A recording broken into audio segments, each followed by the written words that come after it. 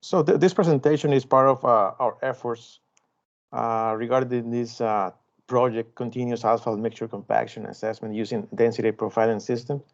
My name is Fabricio Oliva. I work for NCAT, and specifically, this is used for one of the tasks associated with this study. Task 2 is the one that we are helping with the development of equipment and operator certification procedures and analysis methods.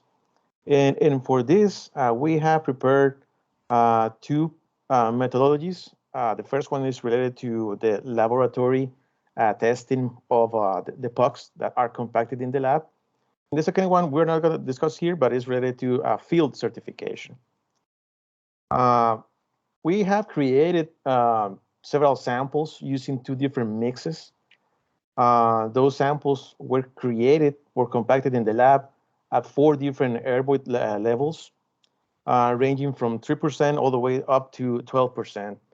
And here on the left, you can see the two type of mixes. One is a 9.5 dense rated mix, and the other one is a 90 millimeter dense on the coarse side. And just to have, a wider range of, or not wider, but at least to have two different mixes with, different properties and different gradations and something to compare. From the beginning, you see that we have here on the right plot results of air voids versus dielectric values. And on the 19 millimeter, from the beginning, we observed that there's some small variability in the results. They are sort of scattered at the different air void levels. And when we compare that to the 9.5 millimeter, that is not the same case. You can see more precise results and less biased, within the same group. So after comparing these results and just by visually analyzing them, we were able to conclude that there may be some differences when we're using mixes that are coarser, or also when we're dealing with air voids higher than 12%. So this is sort of just the introduction of what the samples and what we wanted to do in regards to this evaluation of the certification. So just to give you a little bit of background. And just for the, sorry, Fabricio, just for the purposes of the video, we also have experience with some of the larger max aggregate mixes, but they're finer gradation, and they are much more similar to what you're presenting as a 9.5 millimeter mixture. So as Fabricio, we've discussed in the past, but for anybody who's watching the video, the current working theory is it's a function of the gradation of the mix, with the coarser gradation having more variability. So, yeah, that's right. Mm-hmm. And what we decided in regards to evaluating these results was we consulted a couple of professors from the statistics department here in Auburn, and based on the equipment, they suggested that we may wanted to use 3 different indices that are normally used for highly precise instruments.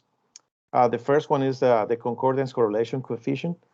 As the name says, it's a correlation coefficient of the entire set of data that we're comparing. And the idea is to also measure the agreement along the identity of equality line, as you can see here in the right top plot. And indirectly, it gives us an idea of precision and accuracy. At the end, the coefficient is the product of those two. And preliminarily, we selected that an error of no more than 2.5% should be used for this type of correlation coefficient or index. That's the first one. Then they suggested use the total deviation index and the coverage probability. Those two work in pair or work together.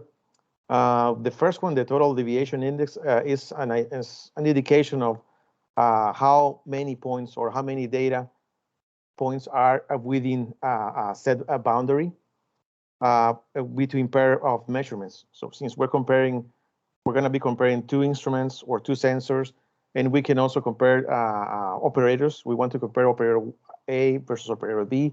That can also be done. And in this case, we define a maximum a deviation of 0.06, and that was based on the difference or the range that is currently suggested when we're testing the dielectric values of puck or pucks. From inroad, we had 0.05, but we added a little bit of extra to account for differences in equipment and operators, and even if we go from one lab to another. So that is going to give us some room, and we'll see the results and how that came out at the end. And then I'm sorry? Fabricio, I'm sorry. I kind of lost the connection between the previous slide and this slide. So in the previous slide, you were talking about two different mixes, and here we're talking about two different instruments. No, it's just the methodology that we have developed to compare the results from those two mixes using several instruments or several sensors. Okay. And with the idea to provide a mean or a methodology for certification of either sensors or operators. Thanks. Mm-hmm. And now the coverage probability. This is another index that is going to tell us in terms of probability, the number of data that are going to be located within the established range of values. All right. And with that, here I'm showing the results that we obtained when we were comparing 6 different sensors. We had 3 originally here at NCAT that we obtained from FHWA, 195, 206, and 207. And we borrowed temporarily 3 more sensors from Georgia DOT, 268, 271, and 273. So basically what we're doing here is computing the concordance correlation coefficient and comparing pairs of all the different sensors. So that's where you see 195 versus 206, and so on and so forth, all the way down to 275 and 273. And we did that for both mixes. And the criteria at this point is that we want that to be above, the coefficient has to be above 0.975 to be considered that each pair or each sensor can be or replaced by another, or you can pretty much interchange both sensors. And if all of them are above the criteria, we can basically say that any of the 6 sensors can be used at any point in time to test these pucks, that they are going to provide us with similar results. Okay, that was the case for all of them at this point. But the only thing that we noticed is that we obtain lower coefficients for the 90 millimeter mix. And then that sort of is attached to having a rough texture, having a slightly different gradation.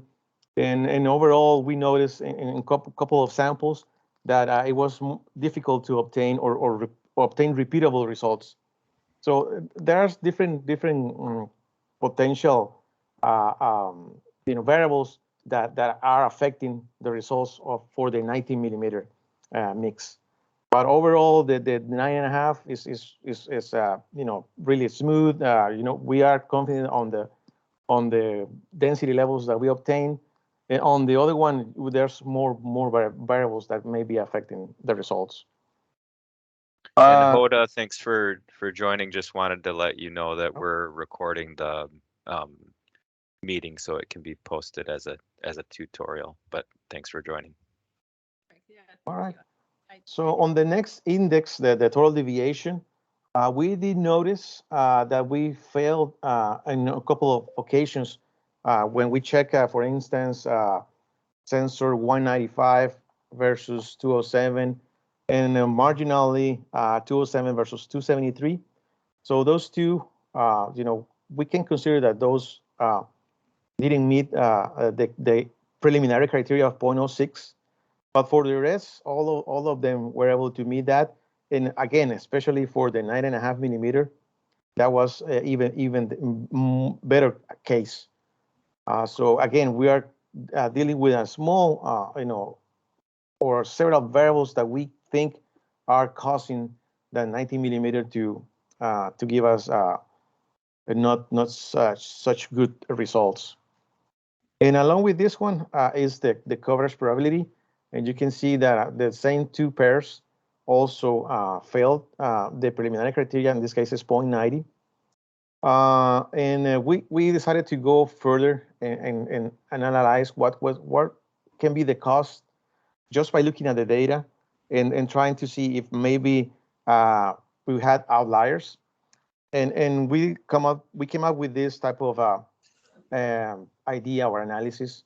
The first one was to plot everything with respect to the quality line, and we were able to observe more scattered results when we were checking out the 90 millimeter results and in comparison with the 9.5.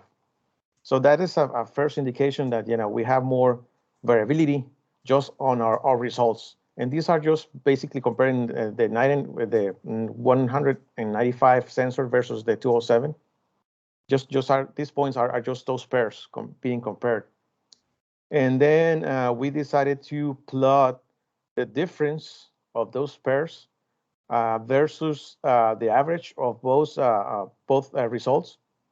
First, to see if we were obtaining values beyond that threshold that we defined for the TDI.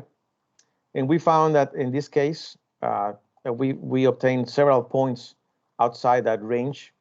And we also plotted that versus the average because we wanted to see if there's some trend. If there was a trend, for instance, we can sort of see it here. Low dielectric values are related to high airvoids. And we did observe that when we were working with high airvoids content, we were obtaining a higher variability. So that sort of makes sense that these could be considered outliers. And we had some data to support that we were struggling in a couple of samples, and those are exactly these points that we are observing here. So when we took those, there were 3 or 4 points that we removed. We were able to obtain everything within that difference or range. And we observed a significant improvement in the indices, especially for the TDI and the coverage probability.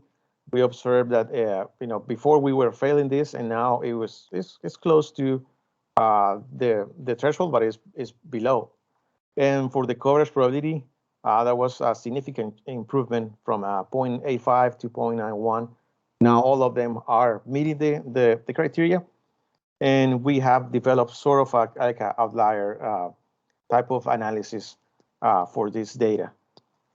So at the end, what we are recommending is to, once we have a data set from either 1 or 2 or maybe even more mixes that we can keep in the lab and conduct these type of verifications in a periodical, in a frequency, maybe 6 months, once a year, or once we have a new project, just to verify that our sensors are working accordingly, not only matching what we had before, but matching what or comparing the sensors at this new moment. And also, if we're going to have new people working in the lab, we can also use this type of indices to give us an idea how good or how repeatable the results are when we have new people. What we did. Sorry to interrupt again, Sure. Rito. Just to give a little context again for people listening to the video, the sensitivity of the dielectric to air void for most mixes means that even those data points that are close to that 0.06 limit are well within 0.06 corresponds to less than 1% air void in terms of density. So just to provide a little bit of context in terms of what we're talking about with this 0.06 dielectric threshold. So. Okay. So Fabrizio, just want to be clear. So all these three indices has to be met in order to say the sensor is interchangeable, correct? That's right. That's what we very much understood from the professors of our statistics department, and they've recommended those three because they already work with something else on different project, and we also have some references in the document that we're going to share with you, or you already have, that we use to support the use of these three indices. Okay, could you give us a little bit physical meaning of this each index? So one is the coverage, right? One is the repeatability, correct? Repeatability, which means you have to repeatable the measurements, the sensor, right? The coverage ones, what does that physically mean? Yeah, the coverage is well, those two work together, the TDI and the coverage probability.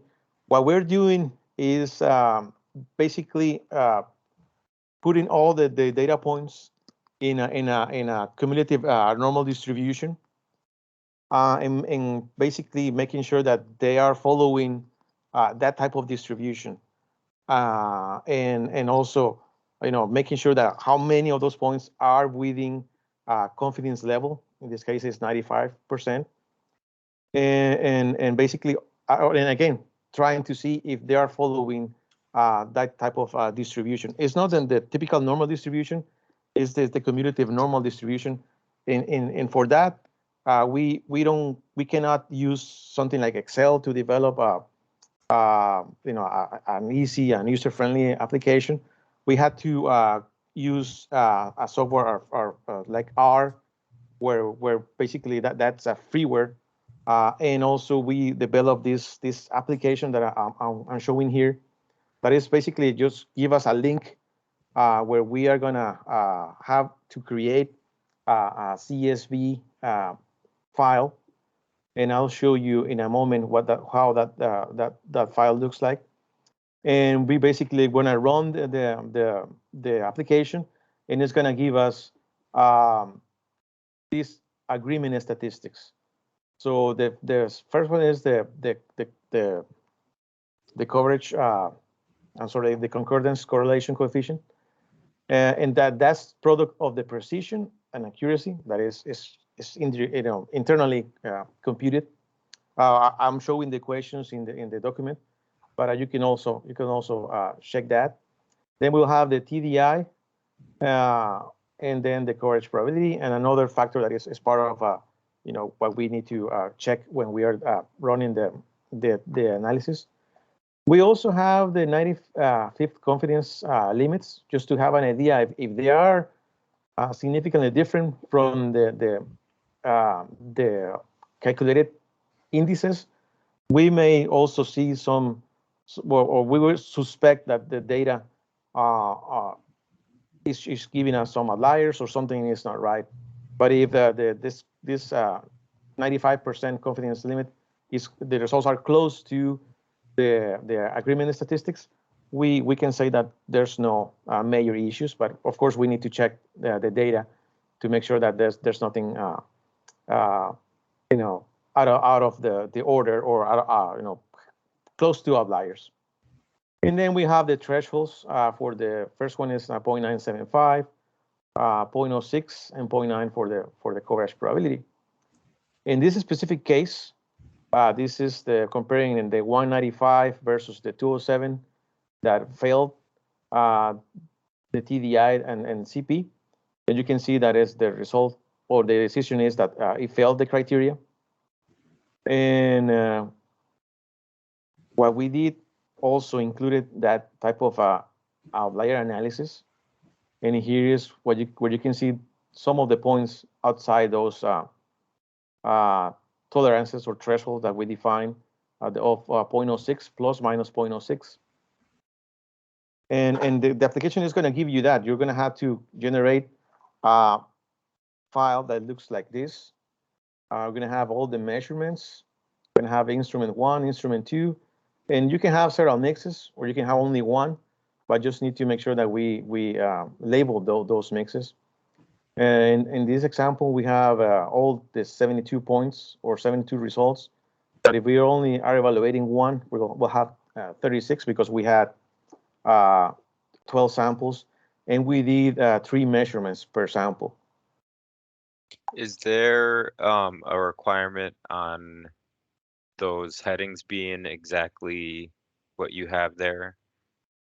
No, but okay. but it does need to have something right, reading, It needs so to have that a is going to header. translate to the plot. Gotcha. Okay. Gotcha. So if we want to have here, maybe I could use 195 here and 207, and that one is gonna be pulled and plotted here. And then the follow-up question, can it handle if it's just numbers in a CSV file as the header? Does it, or should it be like the format of what's in each of those different cells? Is it able to handle whatever the user puts there? Yes, Or because it's already programmed to pull the first row as headers. Okay, so it just needs to be, make sure we have our headers on the first row exactly how you have it, and then the data. Yes. Yeah, okay. Thank you. So Fabricio, yes. Do you have any minimum requirement of readings per sample? For instance, now you're using 36 points. Can you do the same analysis with 12, and will the results be valid? We try with 9 and it works fine. I'll say minimum 9 points. Does it matter if you have, for the 3 different statistical measures, does it matter if you have a range of dielectrics? Well, effectively, if you have a range of voids in the analysis, I know for an R squared that would make a big difference. I just don't know for these measures if you just ran the statistical analysis on only the design void pucks for 32 measurements, but you just didn't have a range of dielectric values that are corresponded with that. Is there some guidance on what type of a range of dielectrics there should be, or doesn't matter for these?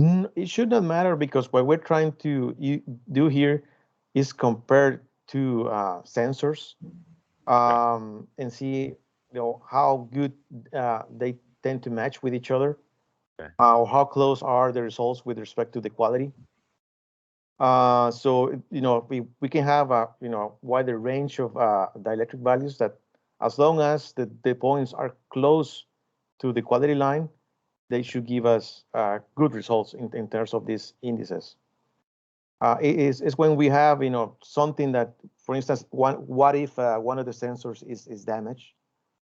This could give us an idea if that is the case, because we will start seeing not only more scattered results, but also significantly points significantly away for the inequality. That may be an indication that something is not right with that sensor. And at the same time, if we had operators, we want to compare two people, we can do that as well.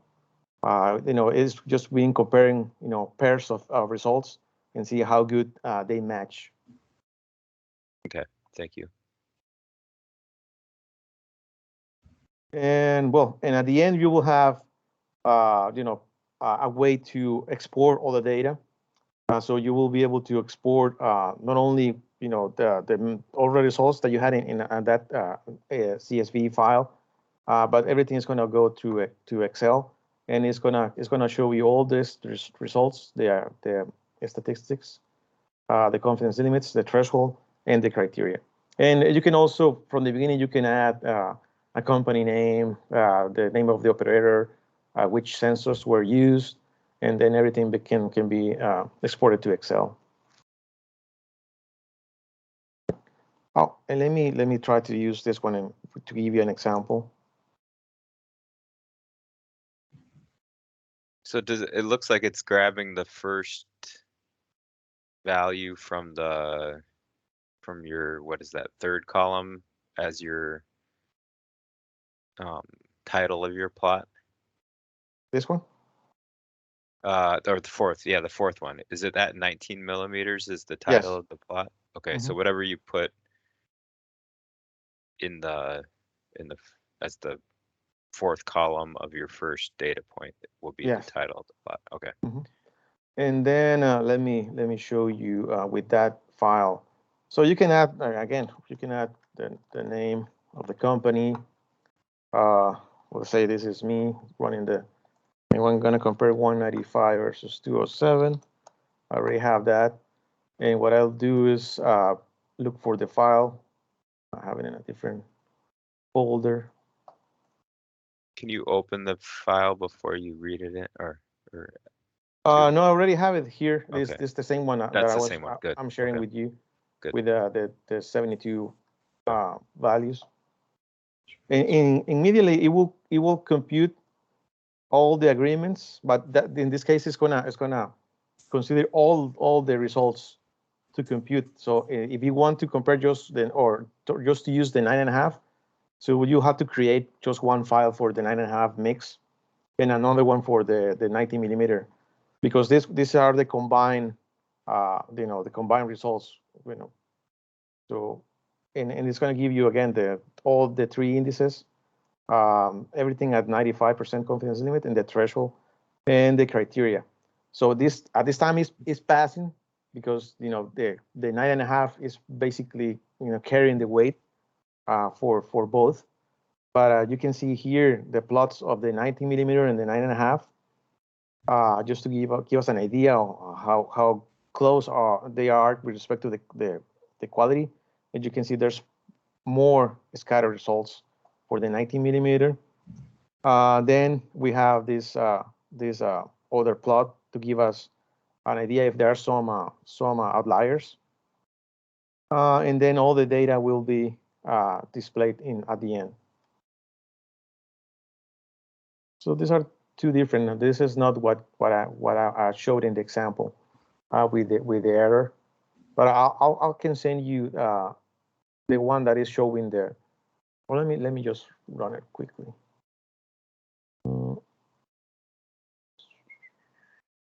Just 1 second. This is the one. So this is just the 90 millimeter, and here you can see that we're failing the TDI and also the coverage probability, and it's going to tell you that failed. Here's the plot of the pairs along the identity line, and here you can see the points that could be considered outliers. Of course, we need to do some investigation to make sure that we are not going to remove something that statistically speaking are still correct. So does it look like the red line is showing, if you compare that to 0, is a little bit of a kind of a scalar bias? Yes. For the and that's just the average of the differences. So of course we would like to see the difference close to 0 to have a perfect match, but it's just the average of the overall average of all the pairs. Interesting. And then you can download this in another CSV file and then use it in Excel. All right. So here's the summary of the methodology. Basically, we're recommending 3 gyratory samples for POCs, at 3 different levels, ranging from 3 to 10%. We are recommended to use Corlock or ASHTO T331. We do require to, or are recommended to run HTTP consistency verification prior to start testing all the different pucks. And of course, make sure that it's passing that. The recommendation is one operator must test all the samples using at least 2 sensors. We are only are concerned about 2 sensors. Well, that's what we are recommended. Of course, if we have 3 or we have 5 that we're going to use, in the next 6 months, all of them should be used to test those samples, and then, decide if it's gonna pass this preliminary criteria. Then the next step is calculate all those 3 indices with at least 2 of the sensors to have an idea of if we want to compare all of them. That's even better. So Fabricio, going back to the last slide, these are kind of the minimum. So obviously, if you have more than 2 sensors, that's good. Yes. And then the other question is, do you recommend rotating the sample 90 degrees and also flipping the sample to test the bottom? So yes. The way we've been doing it in the field is at least we've been having them do a rotation of 90 degrees, and if there's time to also flip the sample to get 3 measurements for every single specimen or single operator test. Do you recommend that or not for this? Yes, yeah, and that's what we did in this case. We use all those results. So for one puck, we'll have 3 results. Okay. And those are the ones that you described. Those 3: the rotation and the upside down, mm-hmm. and of course the initial position. But all 3 were used, and of course will be recommended. Okay. In this case. And as I was mentioning, we'll compute all 3 indicators.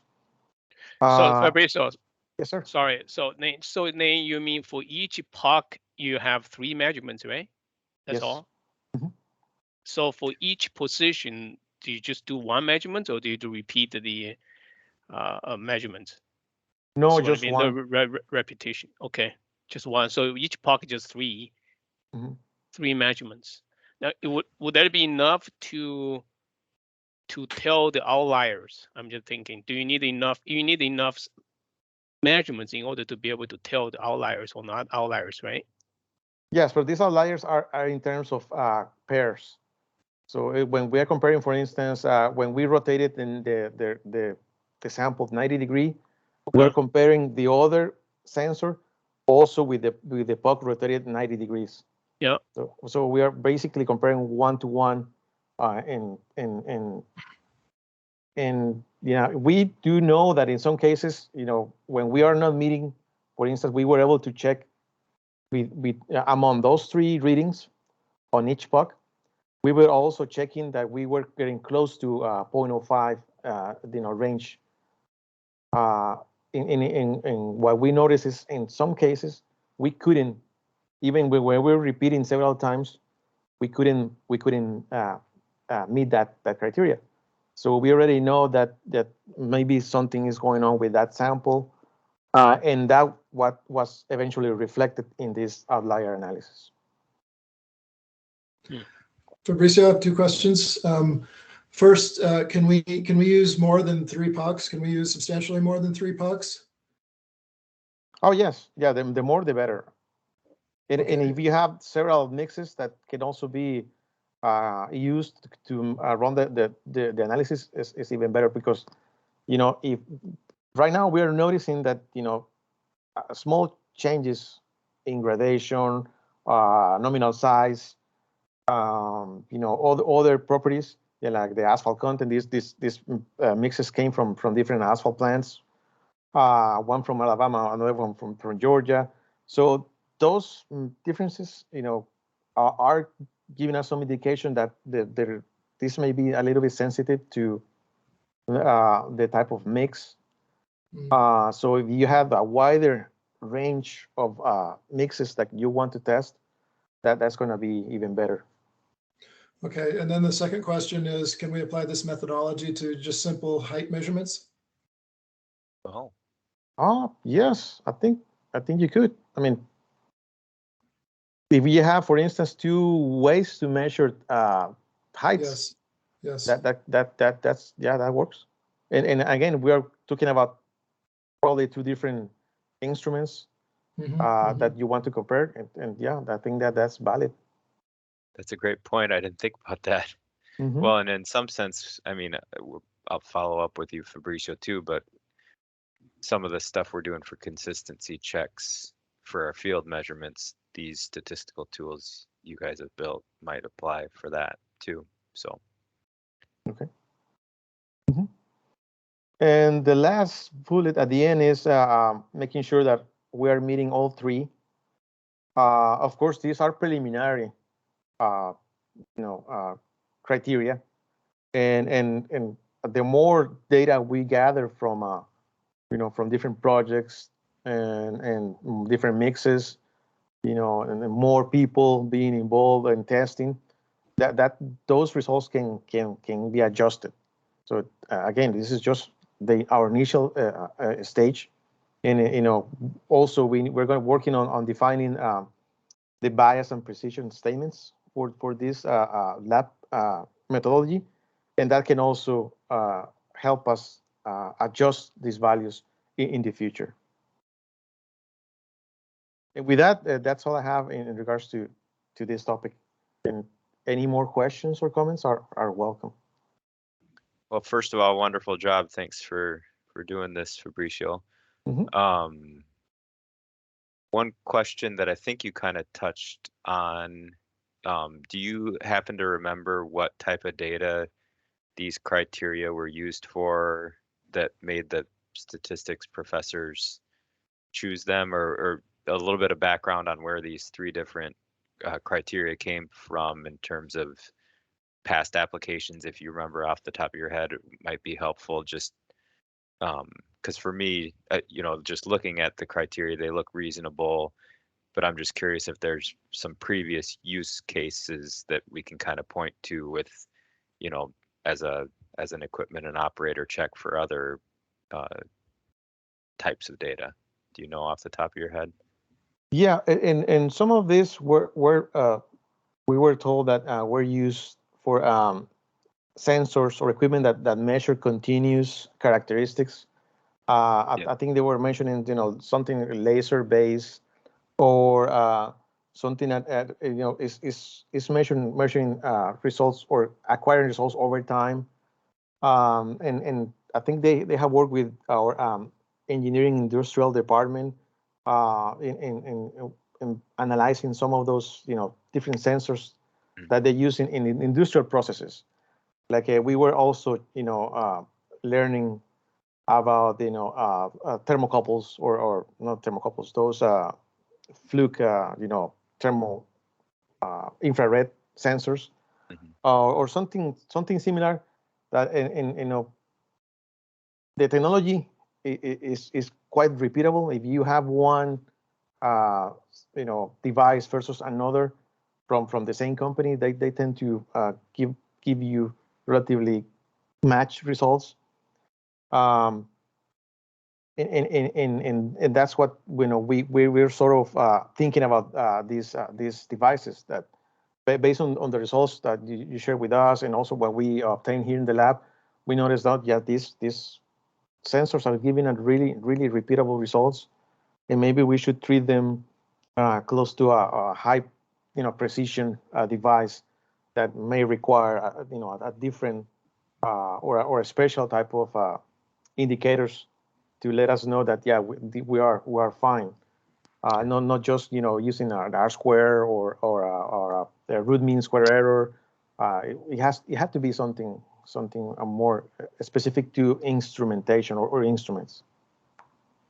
And then can you share your screen and show what it looks like when you download the results after running? Okay. Oh, that's what I wanted to do. So I'm just thinking, if this eventually became the actual spec, and then it can be used by the vendors, right? Like Chalk is here too. So to use that to develop your sensors. Mm-hmm. Is it correct, Chuck? Yeah. Okay. Yes, and So- and so we'll go ahead. I'm sorry. Go ahead. No, I'm just thinking this may be used for the standardized the sensor production. So those are the things we want. Doesn't matter who manufacturer is going to be in the future. This sensor needs to be meet criteria. Definitely. Yes, Yeah, and if there's a publication that goes with this, that would be wonderful. Yes, yeah. Yeah. So Exactly. eventually it's going to be AASHTO standards, so that's part of our profile. Okay. Well, so far it looks really simple. I need to work a little bit more on the exported file. But it's collecting the initial information that you entered, and then results.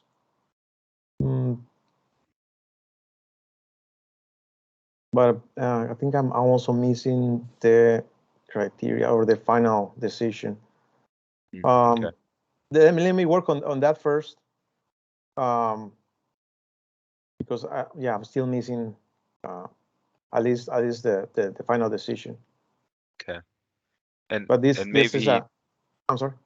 Well, and just to piggyback on that, in addition to concluding the final decision, I guess personally, I like having the data available that was used to create those results. And I'm not a computer programmer by any stretch, so I don't know, maybe if Fabricio, you or Chuck could comment on it. Is it okay to put also the inputs in that same output file, or what do you think the most convenient way to store that data is, or even if that's a good idea to have the inputs stored with the results?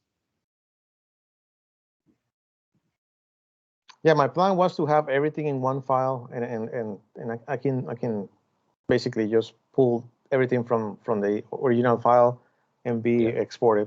But yeah, that can be done. Okay. Of course, the plots are not gonna go with that, but at least it will give you the results and the threshold, and you can have the decision and all the data that goes with it. Yeah.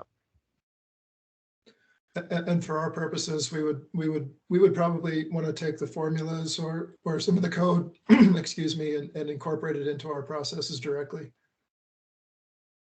Yeah. Yeah. So for initial experiments, we'll definitely use the web page, but for production purposes, we'll embed these codes into our processes. Okay.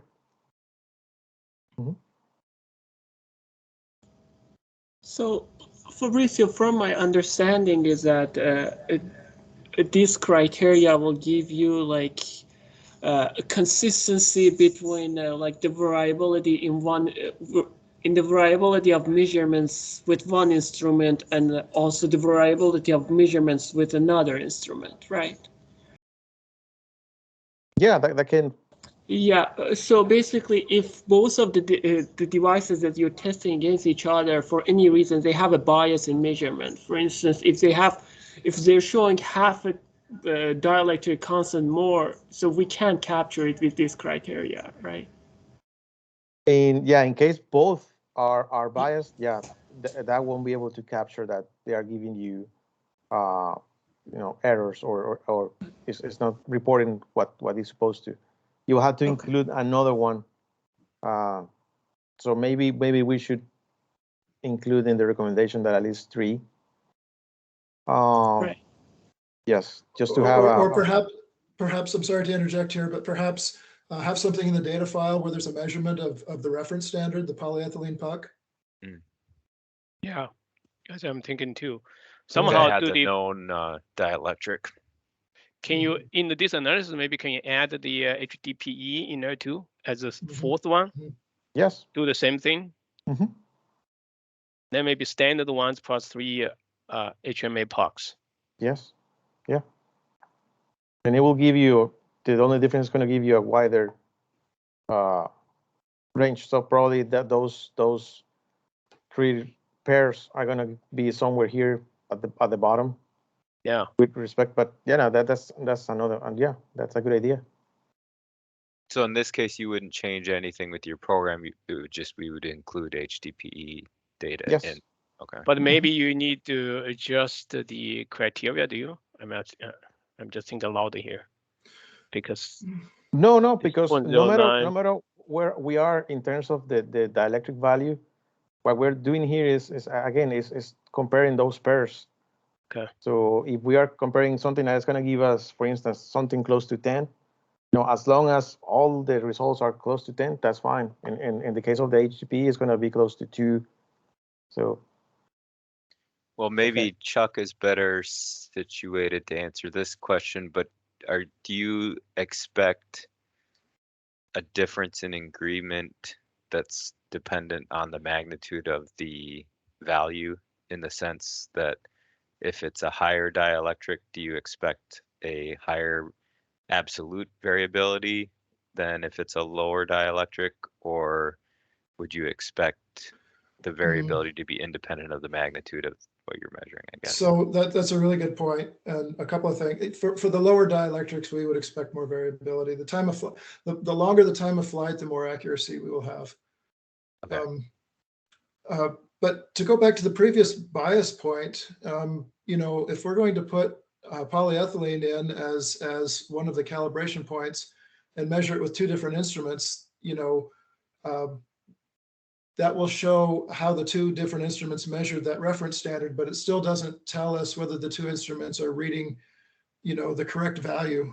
But it was pointed out earlier that as part of the procedure that, before taking the data, you want to take a reference POC measurement and verify that the instrument is, properly calibrated and not reporting a bias, or if it is a bias, it's within certain accepted limits.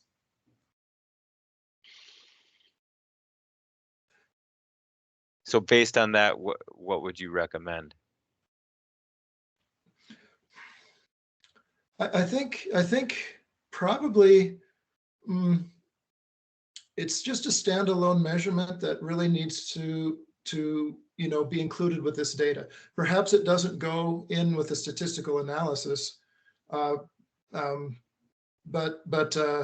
we want to ensure that 2.3 or whatever polyethylene we're using, that our instruments are reading 2.3 within a certain amount, and if they're reading 2.5, if both instruments are reading 2.5, these statistics aren't going to show that there's a problem, but clearly there would be a problem, and so as part of the vetting process for the instruments and the method, I think we just need to include those measurements with the reported data.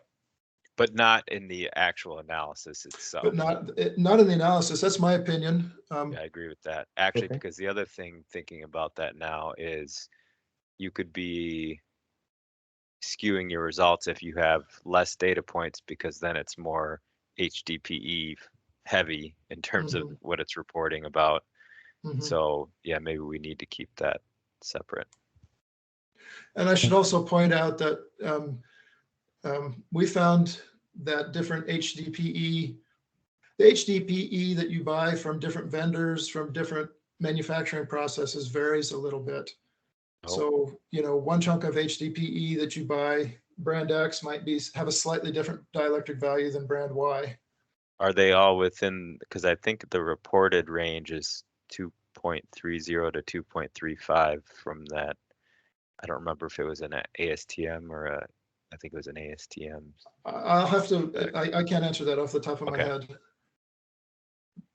But it's not 2.1 to 2.3. It's, it's closer to the numbers that you mentioned. Okay.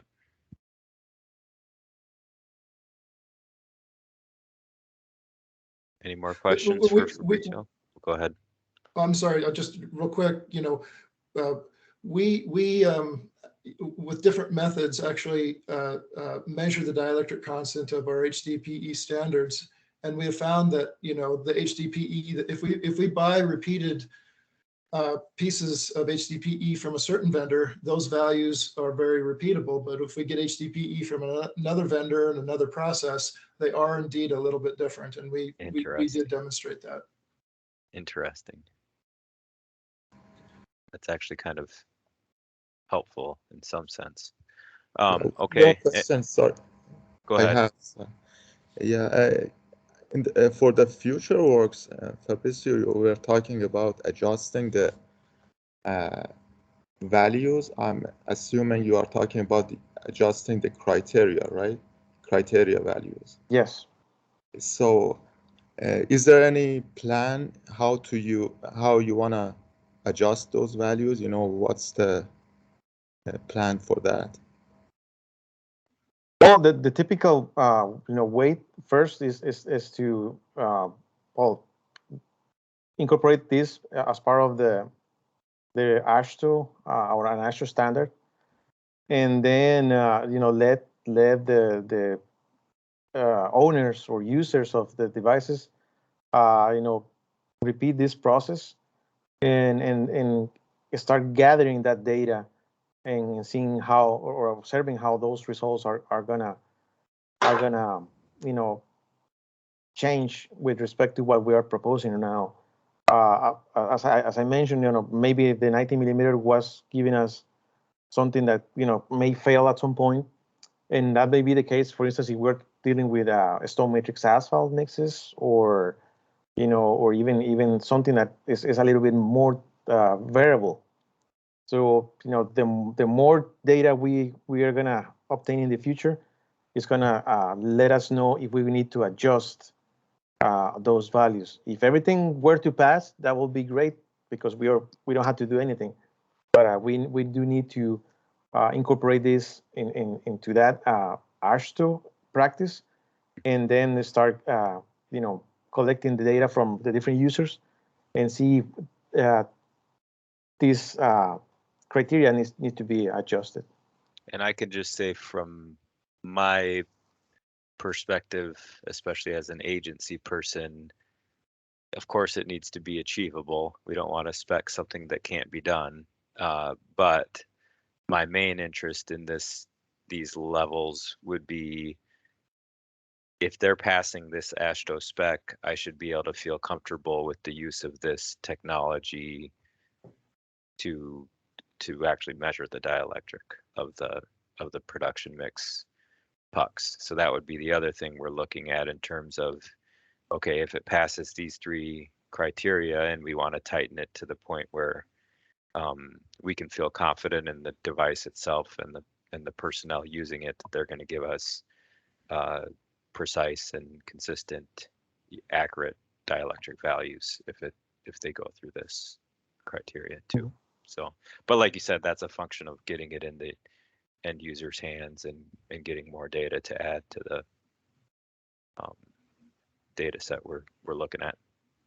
So Kyle, we should use this one for our summer construction projects, and the contractors use it. Yeah, and we'll be able to take it now and run last year's data too, Yeah. right? So And that's hopefully, great work. hopefully with the results that you guys are gonna have in your lab, in the FHWA, and also in MINDOT, they also have already results. All those can also give us some idea of where we are in terms of this preliminary criteria, and we may see already some adjustment when we gather all these three different results and compile them and rerun the analysis. Yep. Thank you. Okay, any more questions for Fabricio? Well, thank you very much for your time, everyone. So as a follow-up, Fabricio, will you be able to email this group everything they need to be able to do this analysis, including the example files that can be used as inputs? Yes. And then eventually, Mercedes will be able to add it to the pooled fund website, and we can give people access that way. But I'm guessing some of the people on this call want to get their hands on the. Yeah, I'll send you what I have right now, but I'll work on getting on working. I work on the final or the export file to include the original data and the decision that is still missing. Great. All right. Well, thanks again. Have a good day, everyone. Thank you. Thank you. Thank you, Professor. Thank Thank you. you, everyone. Thank you. Yep. Bye-bye.